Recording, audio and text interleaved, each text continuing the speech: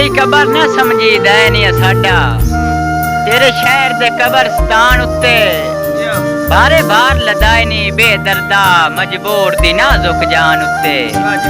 करे नहीं महसूस ता लिखिया है एक जुमला तेरी शान उत्ते जल्ला दिला कावे शुलट पिया बेकदरे जाए इंसान उत्ते। अस्सलाम वालेकुम, मैं थोड़ा अपना दोस्त अकनवाज खरल खराब बंगला कुकेरा जिला उकाड़ा। मेरे नाल मौजूद हैं जनाब भाई मार फखर अब्बास उस्वाल साहब और मेरे भाई जनाब रयामत अली खरल। मुख्तर जी हाजरी, अगर वीडियो अच्छी लगे लाइक और शेयर जरूर करें। मार साहब के होंदे सज्जन गुलाब ते फुल दी मानिंद शाला वो तेरे यार ना होवे वड्डी गल कैम जमीर होवे भावे दौलतदार ना होवे ते घर पे ज़र नू की करना है बाहर इज्जत वकार ना होवे अब बंदा भी कोई लुकमान होंदा ही जिंदे लगदे चार ना होवे। डॉ साहब के इंज हस नहीं तेरे होठां ते मैं जान दी बाजी हर पासा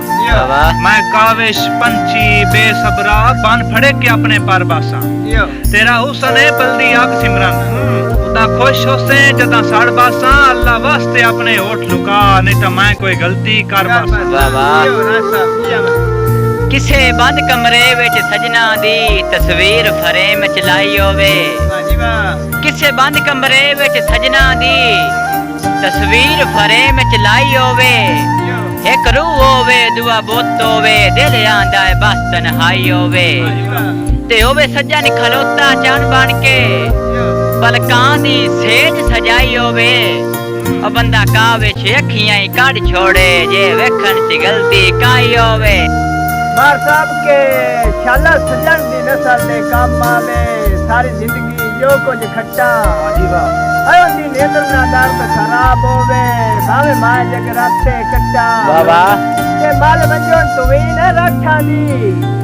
पिछा क्यों इकरार तू हटा यो चले वास्ता जर जागीर पूजा उनके नामे जागला सट्टा बाबा जी वाह जी माता डॉ साहब के मेरा दिल तेरा दिल दिल बदले दिल दिल मेंदे जा तेरा दिल मेरा दिल दिल बदले दिल दिल मेंदे जा तैथू मंगना है दिल रसा लेके दिल लैसा सारे दिल मेंदे जा बाबा तेरा काविश दिल साडा अपना दिल जिवें दिली मिल दिल मेंदे जा आया जुल्फ ते दिल डठा अखियां ते दिल तेरे होठां तले